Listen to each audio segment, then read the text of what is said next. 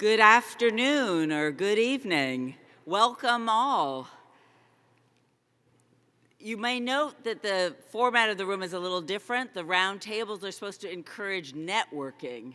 So network away, but don't talk during presentations, please. I'm Peggy Hamburg, the chair of the board of the AAAS, and I'm just so delighted to be here tonight to introduce Dr. Alondra Nelson, who'll deliver a plenary address entitled The Social Life of DNA and the Need for a New Bioethics. First, though, I have the pleasure of presenting two of AAAS's most distinguished awards. We begin tonight with the AAAS Mentor Award. The AAAS Mentor Award honors an individual who's demonstrated extraordinary leadership to increase the participation of underrepresented groups in science and engineering. The award recognizes an individual who has mentored and guided a significant number of students from underrepresented groups to the completion of doctoral studies, or who has impacted the climate of a department, college, or institution to significantly increase the diversity of students pursuing and completing doctoral studies. Let's learn more about this year's recipient. The AAAS Mentor Award honors university faculty and administrators with distinguished records of mentoring underrepresented minority students working on PhDs in STEM fields. This year, we honor Nancy Shi, professor in chemistry, biochemistry, and biomedical engineering at Old Dominion University, or ODU. Since 1998, Shi has worked tirelessly to promote diversity in science and engineering. She has built a world-class research laboratory and mentored a significant number of graduate and undergraduate students, many of whom are from underrepresented minority, or URM, groups, as well as women and first-generation college attendees. Her efforts have promoted the advancement, retention, and inclusion of URM students, women, and first-generation students in chemistry and biochemistry, engineering, and biomedical sciences. Shi has directed and mentored 12 postdocs, 18 PhD students, half of whom were URM, women, and first-generation students, 3 master's students, and 35 undergraduate students. Many of them went on to earn a doctorate degree, more than 70% of them from groups underrepresented in science. She has also mentored 5 high school students. Encouraged and inspired by her, nearly all her undergraduates have pursued their graduate degrees, and many have successfully secured faculty positions at universities and highly competitive positions in medicine and industry. She's won many awards and grants related to her mentoring and inclusion efforts, including 14 NSF Graduate Research Diversity Awards, 13 Research Experiences for Undergraduates grants, and multi-year NIH Graduate Diversity Awards.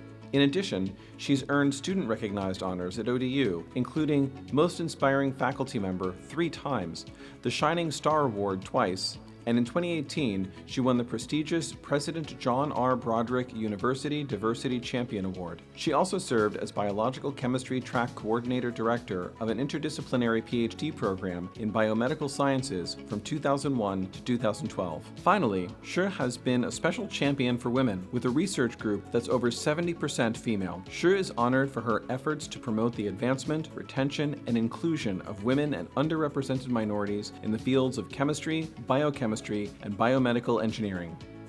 Nancy Shi, recipient of the 2020 AAAS Mentor Award. So I think you can understand why it's my great honor to be able to present the 2020 AAAS Mentor Award to Dr. Nancy Shi, Professor of Chemistry, Biochemistry, and Biomedical Engineering at Old Dominion University.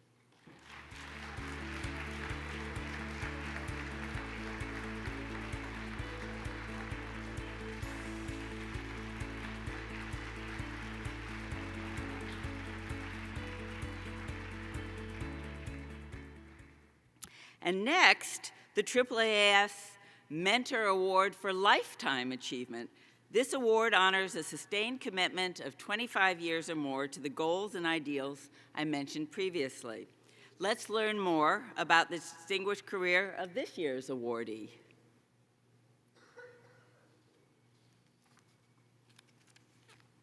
Well, Like the Mentor Award, the AAAS Lifetime Mentor Award honors university faculty and administrators with distinguished records of mentoring underrepresented minority students working on PhDs in STEM fields. This award, however, is directed towards individuals whose mentoring success spans more than 25 years. This year, we honor Angela Wandinger-Ness of the University of New Mexico, or UNM. Wandinger-Ness is Professor of Pathology, the Victor and Ruby Hansen Surface Endowed Professor in Cancer Cell Biology and Clinical Translation, and the Associate Director for Education, Training, and Mentoring at the UNM Comprehensive Cancer Center. She's a tireless advocate for diversity across UNM through her continuous support of women and underrepresented minority, or URM, students across the postdoctoral, graduate, and undergraduate levels. In 20 years at New Mexico and 7 at Northwestern University, Wandinger-Ness has mentored about 270 trainees. Within that group are 15 women and URM bachelor's and master's students that have gone on to earn a PhD, 26 women and URM PhD students, and 53 women and URM postdoctoral fellows. Wandinger-Ness leads an NIH-funded program that encourages promotion of women and diversity in STEM. This partnership between UNM and minority-serving institutions led 48 postdocs to receive faculty appointments or positions that promote diversity in science. Wandinger-Ness is an entrepreneurial, basic, and translational scientist who views mentoring as guiding trainees on a personal life path to scientific discovery. And her work extends well beyond her own program in the university. She fosters collaboration between other institutions and programs through her work with the National Research Mentoring Network and other initiatives. Similarly, she engages actively with key programs that increase the outreach for URM students in STEM and bolsters the teaching and mentoring capabilities of postdoctoral fellows. Impressively, she does all this while managing significant administrative responsibilities, including present service as Associate Director for Education, Training, and Mentoring, and past service as Vice Chair for Research and Pathology and Assistant Dean for Graduate Studies for the UNM Health Sciences Center. Finally, she has fostered decades-long relationships with former trainees who are, in their own right, extremely successful educators, scientists, and physicians. Wandinger-Ness is honored for her transformative efforts at increasing the diversity of students pursuing doctoral studies in pathology, and her continuous dedication to developing the mentoring capabilities of the next generation of STEM professionals. Angela Wandinger-Ness, recipient of the 2020 AAAS Lifetime Mentor Award.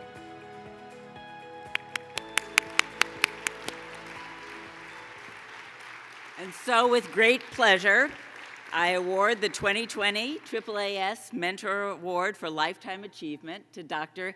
Angela Wandinger-Ness, the Victor and Ruby Hansen Surface Endowed Professor at the University of New Mexico.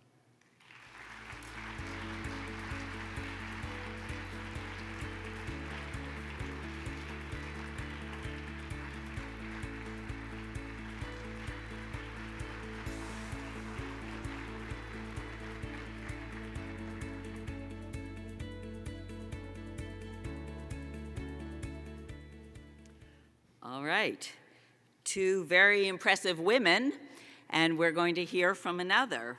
I'm very excited now to introduce our headlining speaker for today, Dr. Alondra Nelson. She's president of the Social Science Research Council and the Harold F. Linder Chair in Social Science at the Institute for Advanced Study, an independent research center for theoretical research and intellectual inquiry in Princeton, New Jersey. Previously, Dr. Nelson served on the faculty of Columbia University, where she was inaugural dean of social science. Prior to this, she was a faculty member at Yale University. Professor Nelson is a distinguished scholar of science, technology, and social inequality. Her major research contributions are situated at the intersection of racial formation and social citizenship, on the one hand, and emerging scientific and technological phenomena on the other. She connects these dimensions in award-winning and acclaimed books, including The Social Life of DNA, Race, Reparations, and Reconciliation After the Genome, Body and Soul, The Black Panther Party and the Fight Against Medical Discrimination, Genetics and the Unsettled Past, The Collision of DNA, Race, and History, and Technicolor, Race, Technology, and Everyday Life. Professor Nelson has had a remarkable career and is very, very busy. She serves on the boards of the Teagle Foundation, the Data and Society Research Institute, the United States International University Africa, the Obama Presidency Oral History Project, and as of last week, I understand, the Mellon Board. She's an elected fellow of the American Academy of Political and Social Science, as well as the Hastings Center. And most importantly, to those of us in the room, last month it was announced that Dr. Nelson was elected to a 4-year term with the AAAS Board of Directors, which will begin next week. Yeah, that deserves applause. I should also note that she was a very, very important member of the search committee that brought us Holden Thorpe, our wonderful new editor-in-chief of Science Magazine and the family of Science Journals. So she has already contributed to the AAAS family. She received her BA at the University of California, San Diego, and completed her graduate studies in sociology at New York University. So please join me in welcoming Dr. Alondra Nelson.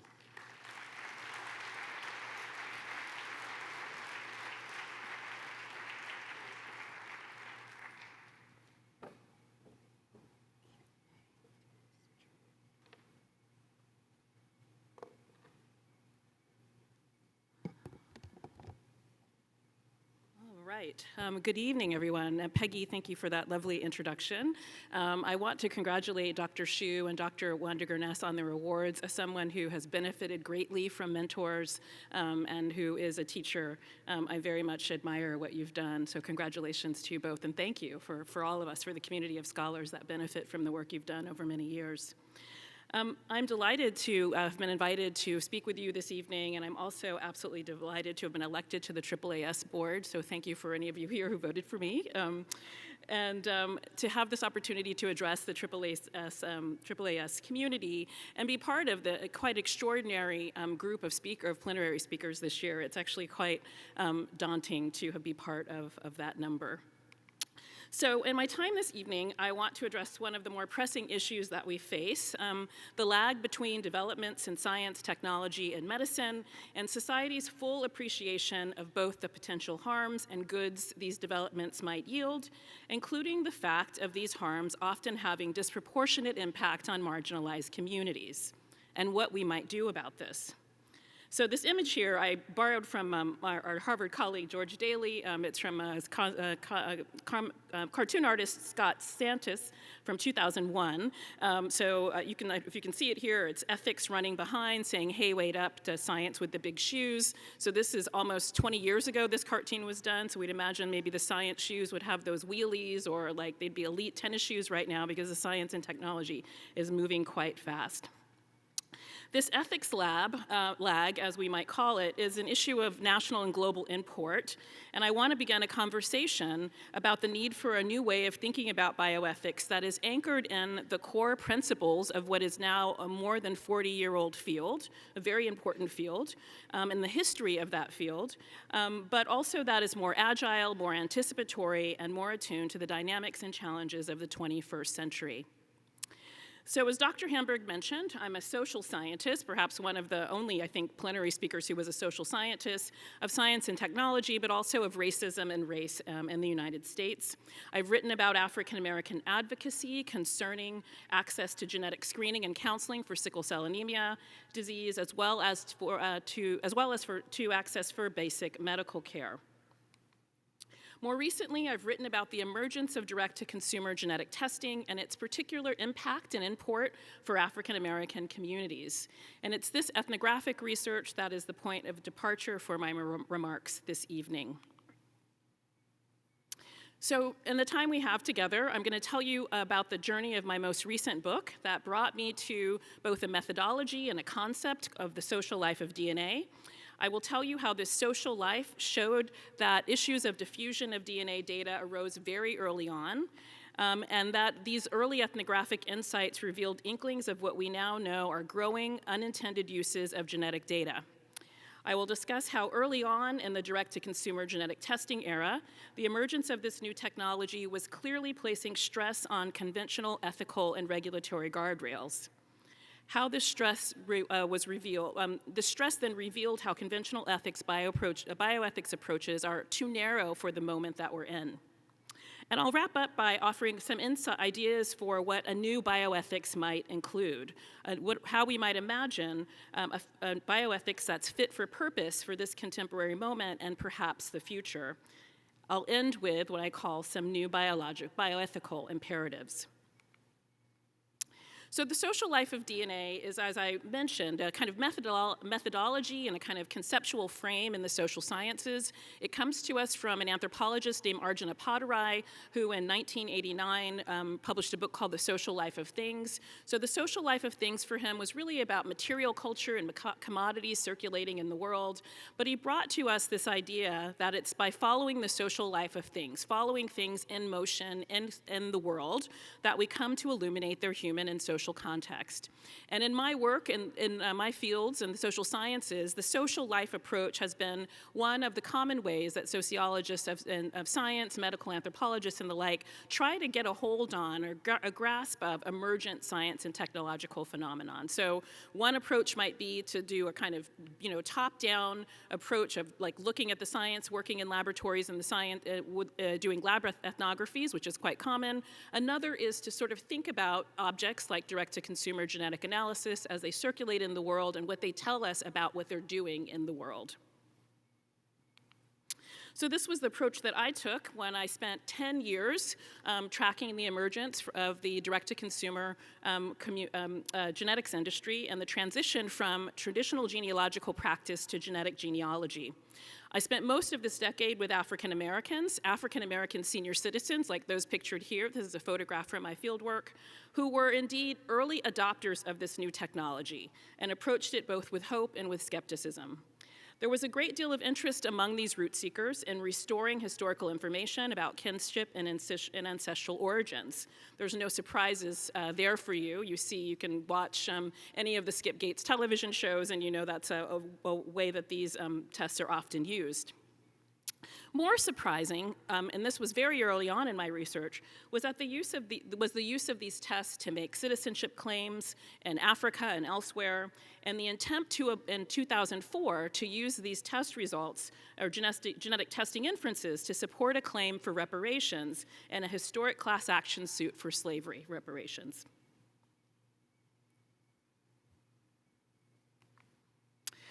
So in my work, I use the social life of DNA to track effectively two circuits: the multiple uses to which one type of genetic analysis is put. So I told you a little bit about how genetic ancestry testing was used just now for kinship, for identity, for restoring what people feel are lost links to, in this case, the continent of Africa and elsewhere, also in political uses like this reparations lawsuit.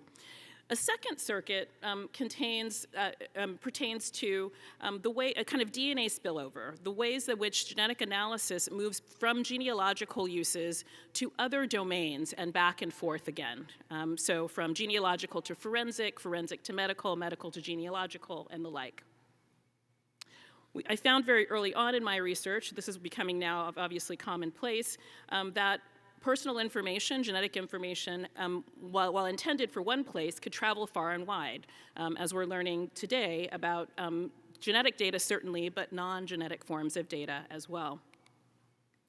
So let me just set this up for you a little bit. So when I started doing my research, we really understood DNA to sort of sit in the social domains in which we use it and think about it and study it. So if you were a criminologist, you would be interested in the domain of genetic testing that took place in the criminal justice system. If you were a medical anthropologist, you might be aware of what's happening with criminological DNA, but not particularly interested in that, because the work that we did and the way that we thought about genetic testing domains was deeply siloed, even as the information was the same. But early evidence, my early research, suggested that these domains really could not be sustained. These silos could not be sustained. And I want to show you two examples of that. One is on the kind of micro level from people that I encountered doing my research, and then I'll talk a little bit about institutions.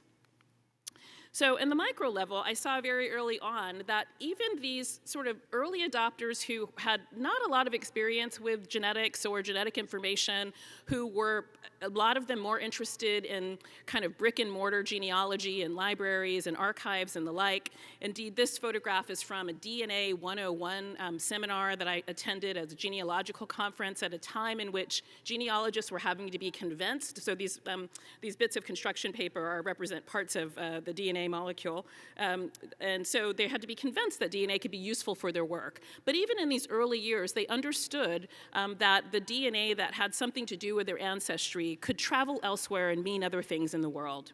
So a woman I spoke to that I call Sarah said, "We think breast cancer runs in my family. Now that I understand my African ancestry tests, the difference between my mother's line and the father's line and all of that, I have a better sense of what the genetic counselor at my doctor's office was telling me," right?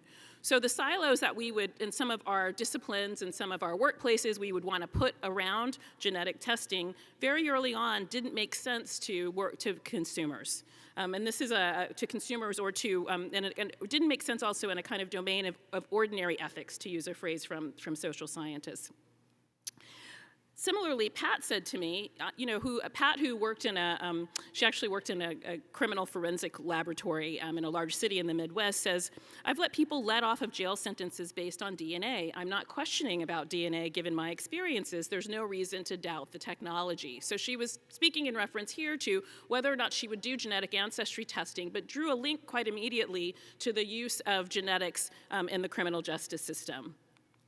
And of course, many of the folks that I talked to over the decade of my research made a link and also kind of created a halo effect, for good and for not, over genetic ancestry testing based on what they knew of the Innocence Project, right? The nonprofit project that now has exonerated nearly 300, mostly men of color, for crimes that they did not commit based on the reanalysis of genetic evidence. So this is from 2016, just to give you one example of many of these. A Brooklyn man exonerated after 25 years in prison for murder that he did not commit.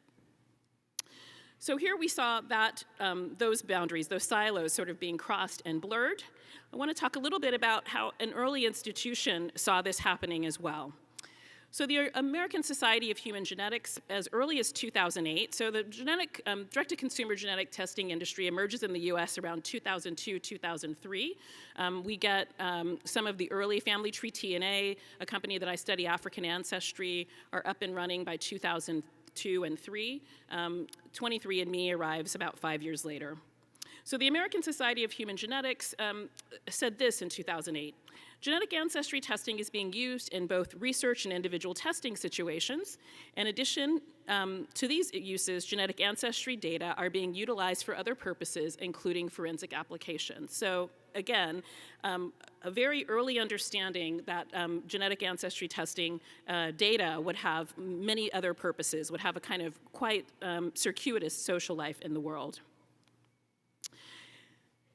Continuing on this 2008 ancestry statement, the ASHG says guidelines should be developed to facilitate explanation and/or counseling about genetic ancestry estimation and research, direct-to-consumer and healthcare settings. So by 2014, these guidelines have not been established, and ASHG is still sort of pointing, though, to endeavors to make normative claims and provide guidelines about the overlapping use of genetics, and the process remained incomplete. So what I want to suggest here is that there was this clearly a sense both among people, professionals in the field and lay people who were consumers and users of these tests, that something was putting stress on how we typically think about how data sits in the world, right, and how genetic data sits in the world. It was also the case that there was a kind of crisis of traditional regulatory guardrails.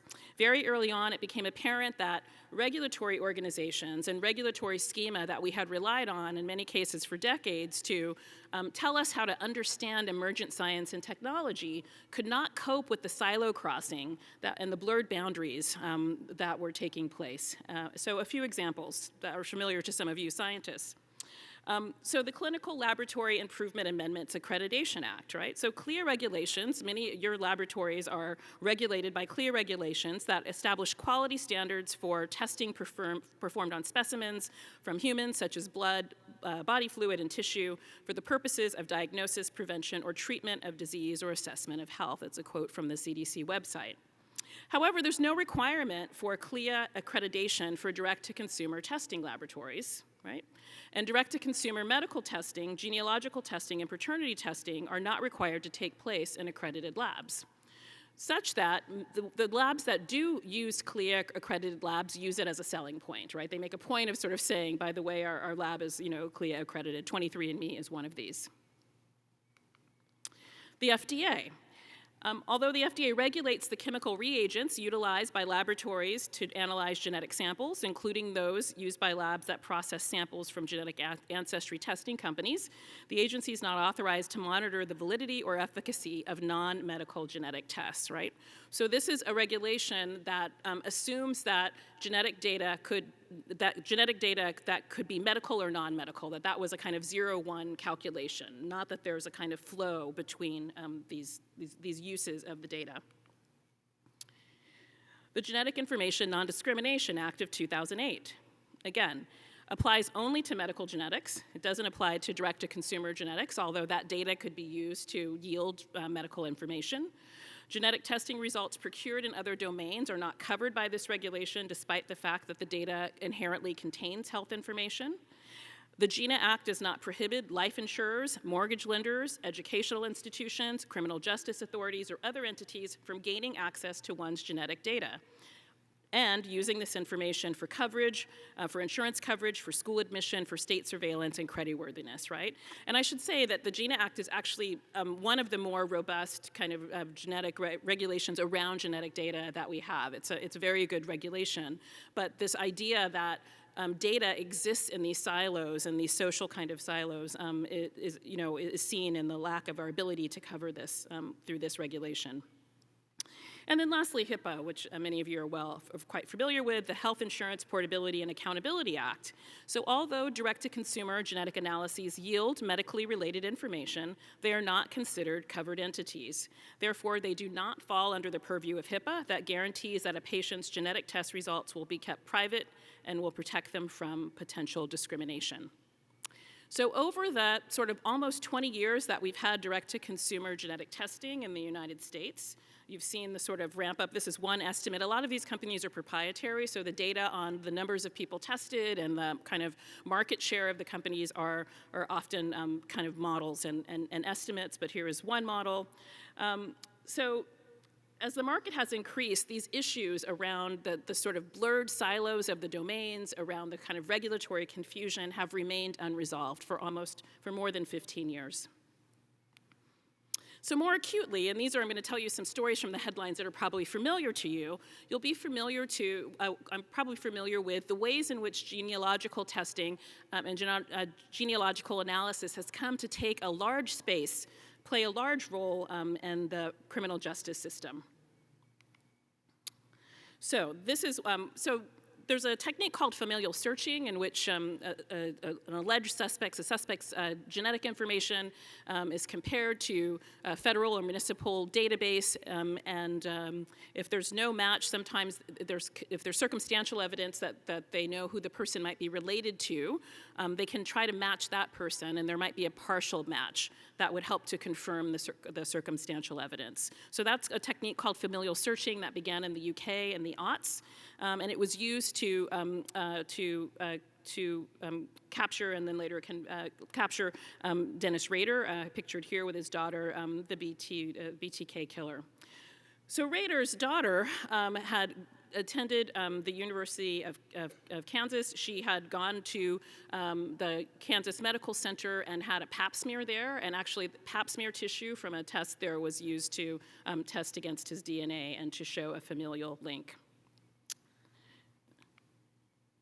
Another instance of familial searching is the Usry family. So the gentleman pictured behind there is Michael Usry. He's a New Orleans-based horror filmmaker, so a lot of the coverage of this was about the horror of what happened to him. He effectively gets caught up in a cold case for 2 years. There was a murder that took place in 1996 in Idaho City, and based on a partial match, again, this familial matching technique, from a semen sample that was left at the scene of the crime, detectives tried to endeavor to match it to a Y chromosome database that was part of the Ancestry.com system. So this database is no longer available, but it was an early endeavor by Ancestry, which acquired this database from Sorensen Genetics, which is a large both foundation and genetic analysis company in Salt Lake City, Utah. Because it was a kind of sort of altruistic gesture.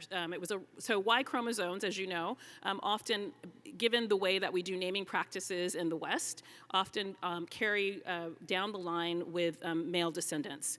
And so the implication was that someone, an Usry, and the Usry Y chromosome was the potential murderer here. So Michael Usry, who's pictured here, had never used direct-to-consumer genetic testing. His father had, and his father, by placing his DNA results into this Y chromosome database, really thought that he was participating in like a citizen science, open science project. These genetic databases are very much kind of altruistic gestures meant to help other people find information that they're seeking out. So this Michael Usry remained under a cloud of suspicion for 3 years, from 2014 to 2017, until it was established that this was a false positive. But he was questioned by the police on many occasions, and this was a failed use of the familial searching. In 2019, however, the new technology, the new technique, which is forensic genetic genealogy that's becoming used in more popular cases that you'll be familiar with, was used, and the actual murderer was found, or the alleged murderer was found. It was also the case that this new information allowed this gentleman named Christopher Tapp to be released. So he had been arrested for this crime and had been in jail for several years, and he had been compelled to make a false confession.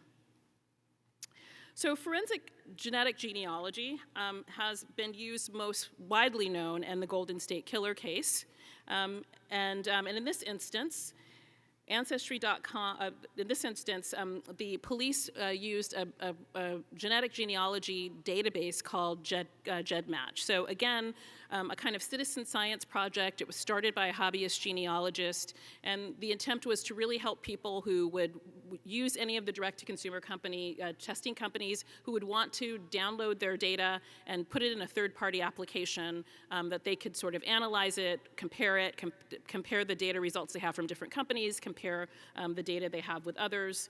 And again, it was meant to be in the spirit of citizen science and the spirit of open access.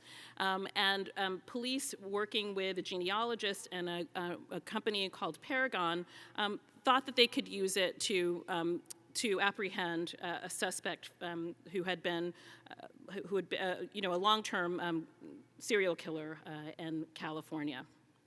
And we know that this killer, the Golden State Killer, was apprehended and is now on trial.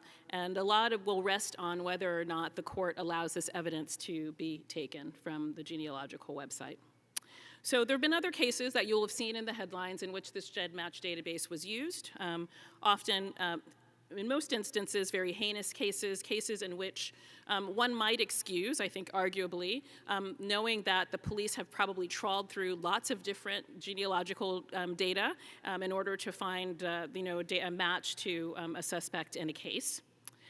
But more recently, in the last year, this database was also used to apprehend a teenager in Utah who was said to have committed an assault. And so, we were already kind of reaching a kind of point where we had to sort of think, like, is the violation of people's genetic privacy okay in the most heinous cases? Is it okay in a teenage assault? In the fall, in November, a Florida judge went to GEDmatch and sort of said that they have to open up their database, that they need to be able to, police should be able to widely use this database to look for suspects.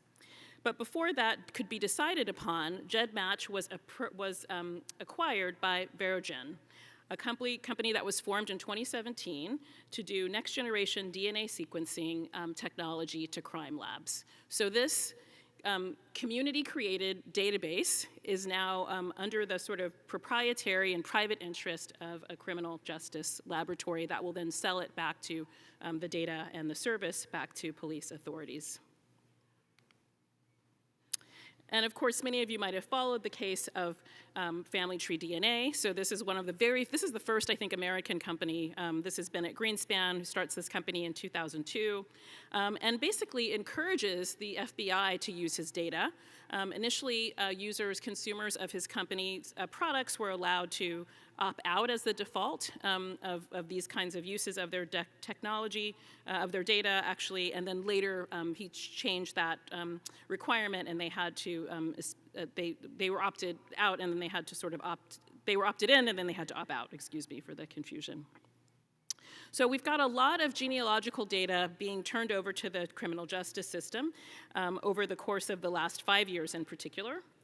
And then in December, on Christmas Eve no less, the Pentagon and the Department of Defense warned military personnel that they should not use direct-to-consumer genetic testing, right? So I just want to, this to me was quite profound when I opened my New York Times on New Year's Eve, on Christmas Eve, and saw this, because one would imagine that if any in our society understood the dangers of the circulation of genetic data, it would have been the Department of Defense. And so to have not until December 2019 for the Department of Defense to say to soldiers, you know, maybe you shouldn't be using these test kits, maybe they provide some liability for soldiers in particular, I think is quite a profound thing. So this was carrying out requests that had been made by the Chief of Naval Operations, Admiral John Richardson, who in the summer, a few months before, had said that science and advancements were making biological weapons more tailorable, in his language, and were making it easier for foreign governments to target US military personnel. So who knows, that's a possibility that one could use someone's 23andMe results. I think it's unlikely, but who knows, possible. But certainly what is true is that one could glean from, you know, a sort of foreign actor could glean health information, could glean family relationships that could help identify covert operatives, for example, family relationships that could lead to people getting blackmailed, and of course, ancestral information. So if we want to think about that, my first slide about the sort of ethics running behind the science, right?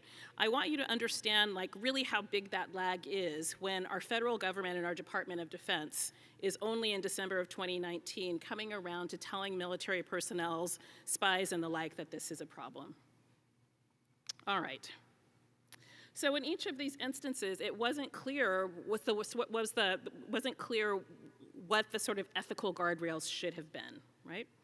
But if we had followed the social life of DNA early on, if we had talked to early adopters, if we had sort of engaged in a practice of what some social scientists called ordinary ethics, in which you talk to lay people about the ethical dilemmas that they find themselves in when they're using new science and technology, we might have had some inklings that this was happening. I am large, I contain multitudes. That is from Walt Whitman's Song of Myself 51, from his book Leaves of Grass, which dwells on the place of the individual in interaction and in the world. For me, I contain multitudes really captures what the DNA data sort of means in the world, right? It tells us that genetic data it's a nice metaphor for the ways that genetic data contains information that can be used in varied facets of society. It reminds us that genetic data is multivocal. The same data may be used in genealogical, medical, forensic, and other domains. It reminds us that genes are omnibus, that they contain many types of information simultaneously. In addition, I contain multitudes suggests that genetic data carries information not only about us as individuals, but about others, about people who are related to us biologically in the past and in the present. And once released, genetic data cannot be returned or restored, and we're not able to guarantee the expunging of genetic data. So one can be told that that's happening, but it's not clear that it is. Okay, so what to be done about this? I want to imagine that we might sort of begin to build together in conversation a new bioethics. As I said, I'm not a bioethicist, but I have a lot of admiration for colleagues who work in that field, and it's also a field that now is more than 4 decades old. So it's institutionalized and well-established, and it has the sort of infrastructure and assemblage that I think can be used, put to new purposes. So what perspectives, norms, policies might help us to deal with this current and future reality? A few things to say about that. So why bioethics? One answer to that is that bioethics brings us sort of really high-level principles about what it means to live the good life, to live in the world. So bioethics in part, there's lots of genealogies for bioethics, but one of them is from Fritz Jar, who in an essay in 1927 says that bioethics is the following. He calls it the bioethical imperative. Respect every living being in principle as an end in itself and treat it accordingly wherever it is possible. Right? So this, as I mentioned, is referred to as Jar's bioethical imperative. So one of the reasons why is because as early as the early 20th century, it was the case that people like Jar, a German theologian, other religious figures, religious thinkers, philosophers and the like, were thinking about bioethics in the world. Why bioethics? Because of the atrocities of Nazi Germany, the Nuremberg trial, our knowledge of the use of science and technology to be part of a regime of oppression and of genocide. This led to the Nuremberg Code of 1947, which brought us the first sort of universal principles about participation in medical research and about the responsibility of doctors and medical researchers. So that's also a genealogy for bioethics. Why bioethics? Because the Nuremberg codes failed to prevent the United States Public Health Service Tuskegee study of untreated syphilis in the Negro male, which ran for 4 decades from 1932 to 1972. So these codes are put in place, and this study continues for almost three decades. So after the Tuskegee syphilis experiment is revealed on the front page of the New York Times, July of 1972, soon after, by the time we get to the late 1970s, we have something called the Belmont Report, which brings us the first sort of US-based ethical principles for bioethics. These principles are broader now, but their original principles were respect for persons, beneficence, and justice. So I want to suggest that as bioethics has lived out and evolved over the last 4 decades, that a lot of this has become less about the reason why we needed bioethics and become more of an abstract exercise in thinking about what beneficence means or what justice means as abstract analytical philosophical principles, right? I think that we need a bioethics that really goes back to that cornerstone issue of justice and takes seriously the tremendous inequality and, in fact, the sort of vulnerability of particular communities in this moment in the face of emergent science and technology that we don't know necessarily what they'll mean in the future, but we do know that current evidence suggests that harms are often exacerbated for these particular communities. So I want us to not forget why bioethics were even institutionalized in the US in the first place, to recall this history, and not lose sight of the fact that these ideas were developed to protect all communities, but particularly our most vulnerable ones. So in the intervening years, from the Belmont Report to the current moment, we've had the engagement of the federal government in the creation of bioethics in a very robust way.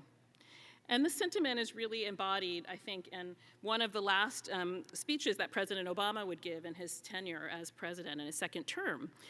So he's the first sitting US president to visit Hiroshima, and he says the following: technological progress without an equivalent progress in human institutions can doom us.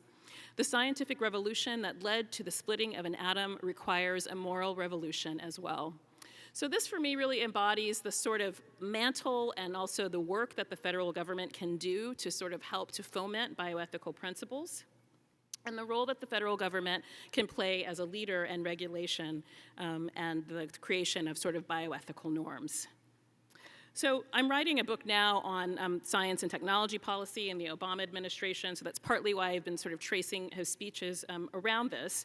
But it also, the Obama OSTP in particular, for me, is a real culmination of a moment that really starts in 1990 with the Human Genome Project and the formation of the first time of the Ethical, Legal, and Social Implications program.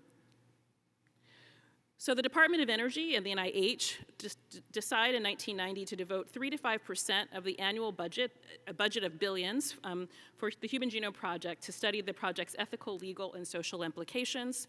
The anthropologists Rabinow and Bennett, Paul Rabinow and Wayman Bennett would call it the largest ethics project in human history. So it's meant to sort of travel a parallel, but in some ways disjointed track from the basic research that's happening on the human genome. And so as it's built out, the social scientists, some of them, but there were more philosophers, are kind of working on a different track, and it's not really intended to sort of intervene in or sort of give shape to any of the scientific research that's taking place. One of the more interesting things is that we had a biological imagination, a bioethical imagination in 1990 for ELSI that was lost to us, and I think that we're still smarting from the cost of that. So in 1990, it was imagined that the ethical, legal, and social implications of the Human Genome Project might be quite capacious. So this is a quote from a gentleman named Drell, who was one of the ELSI managers. He was the DOE ELSI manager. As the U.S. Department of Energy began the Human Genome Project in 1986, project managers, researchers, and lawmakers recognized that the increasing knowledge about human biology and personal genetic information would raise a number of complex issues for individuals and society. Among these implications and issues are the ability to predict future illnesses well before any symptoms or medical therapies exist, the privacy and fair use of genetic information with respect to employers, insurers, direct marketers, banks, credit raters, law enforcement agencies, and many others. The availability of large amounts of genetic data and largely unprotected data banks, and the possible discriminatory misuse of genetic information.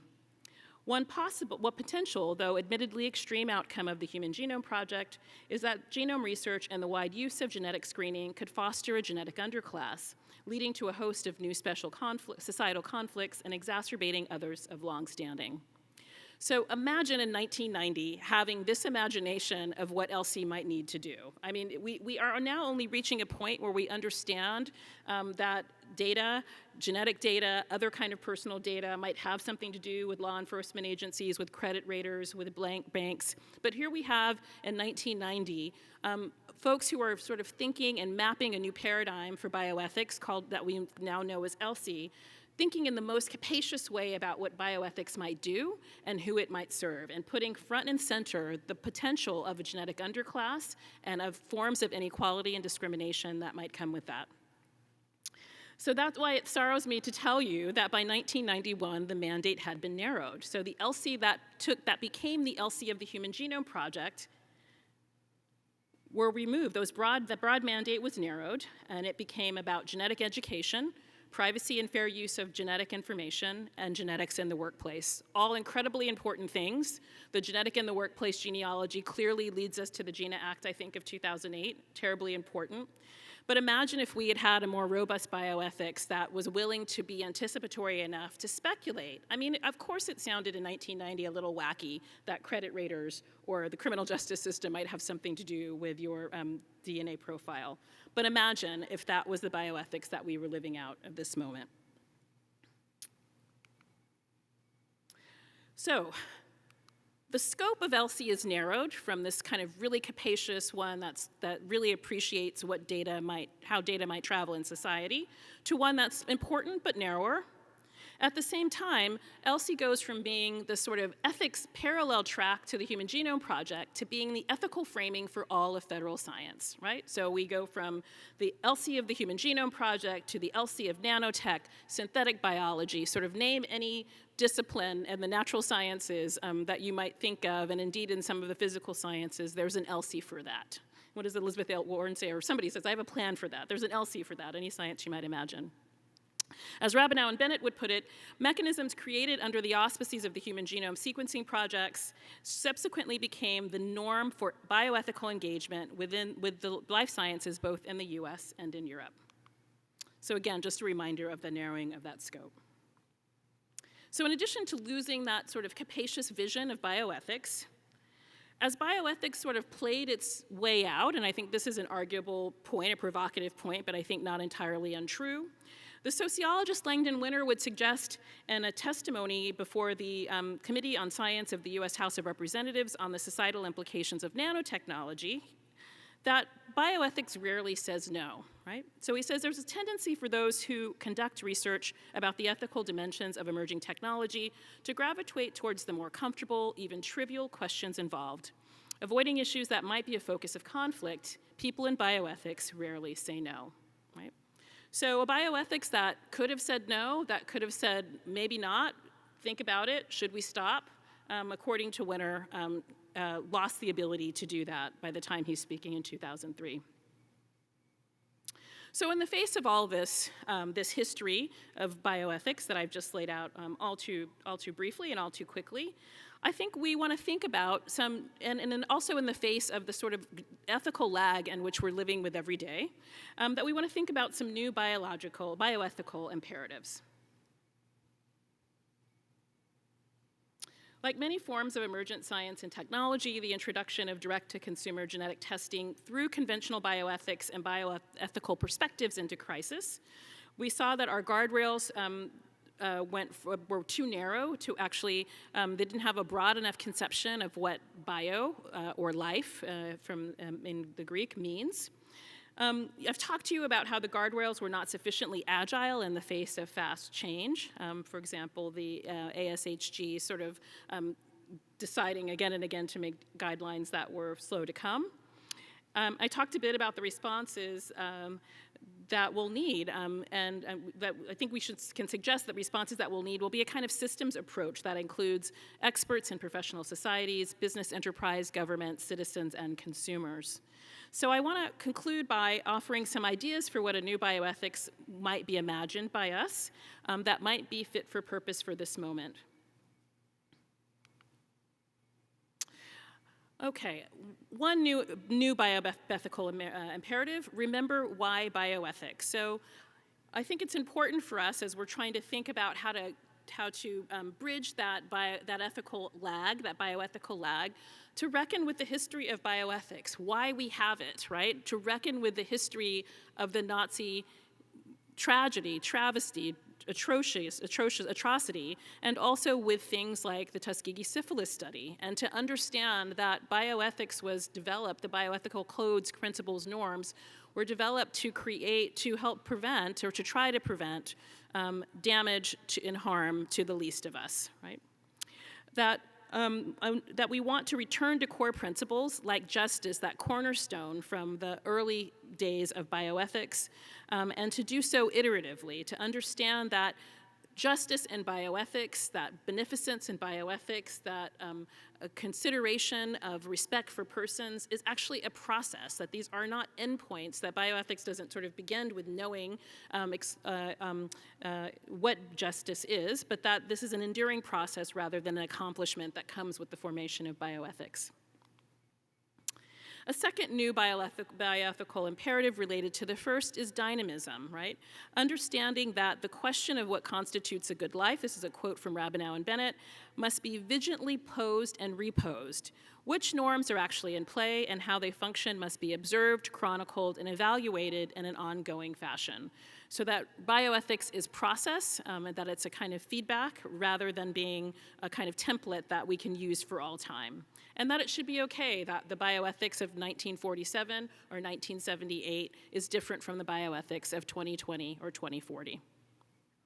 This dynamism also means, I want to say for social scientists in particular, being willing to trace the social life of various new techniques and scientific developments beyond their siloed domains, and not just the domains dictated by our academic disciplines or by industry or by others. Like, let's really find out what's happening with new science and technology, so we're not caught flat-footed, quite frankly, like the Department of Defense last December, in which they're making a case to military personnel that they should have made a decade prior. A third imperative is that bioethics should be collective. The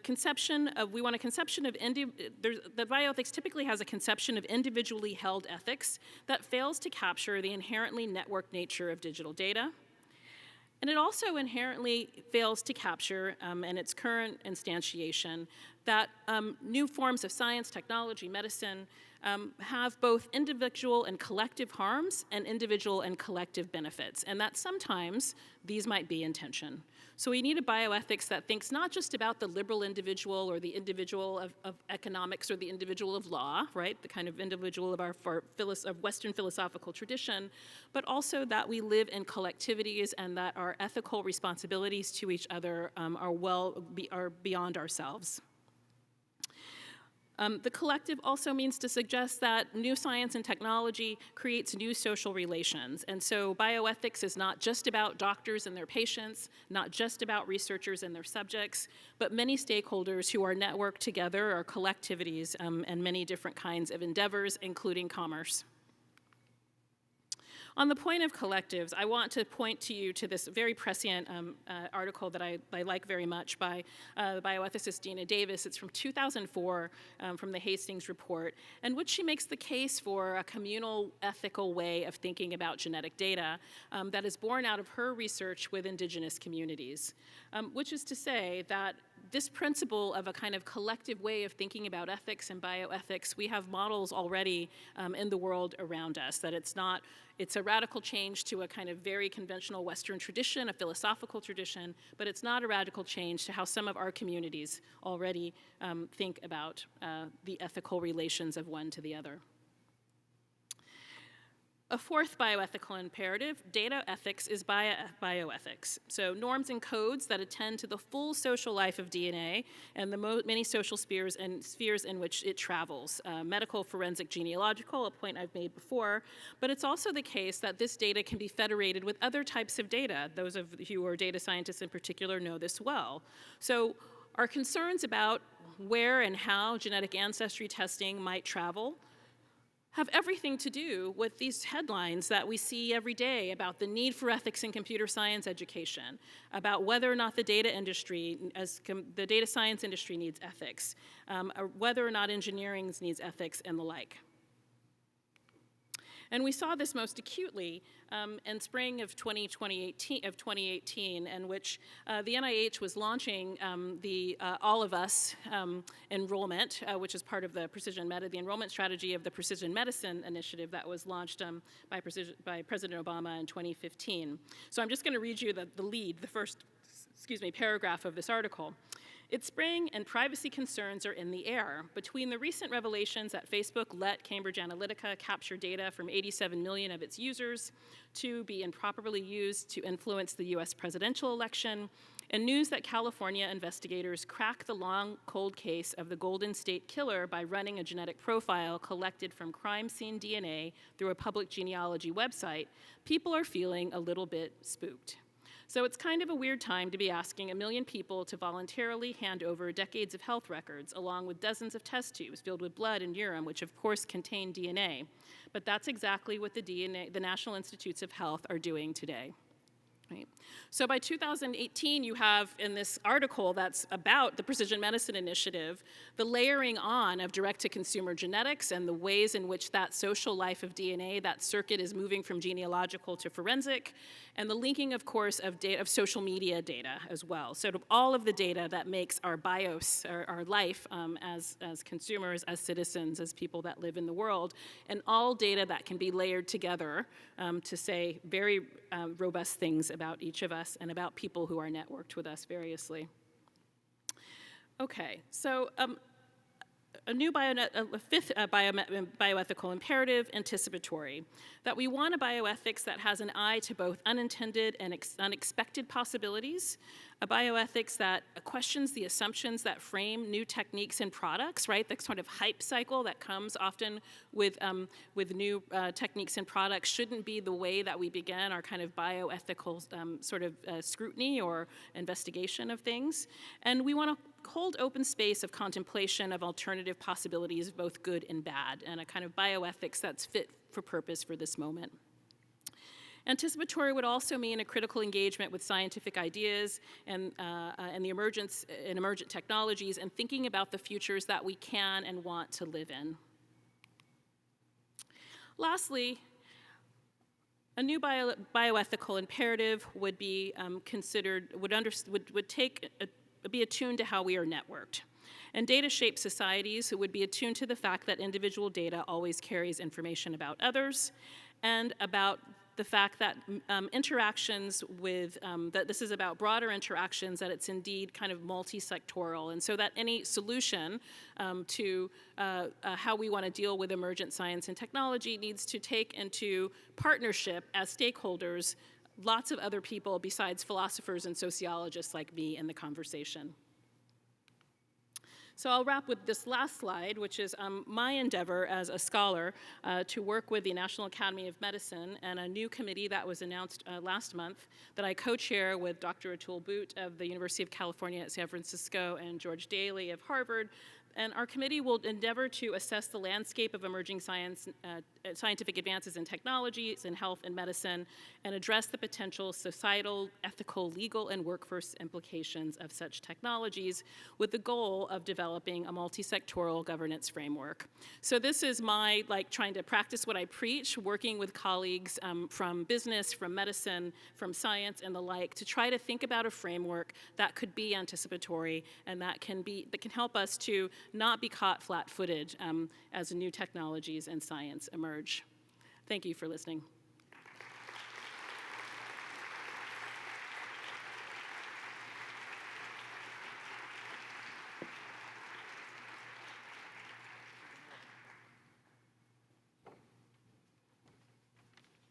Well, thank you so much. That was really a fascinating talk.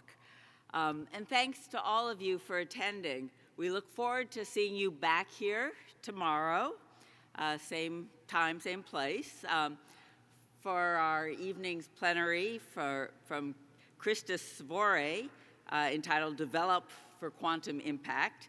There'll also be a closing reception with a champagne toast and a preview of the 2021 AAAS annual meeting. We also invite you to join us at the international reception that's sponsored by our friends at UK Research and Innovation, and that will be over in the Leonisa Ballroom of the Grand Hyatt Hotel, and it will go on until 8 p.m. So thank you, good evening, and have a good time.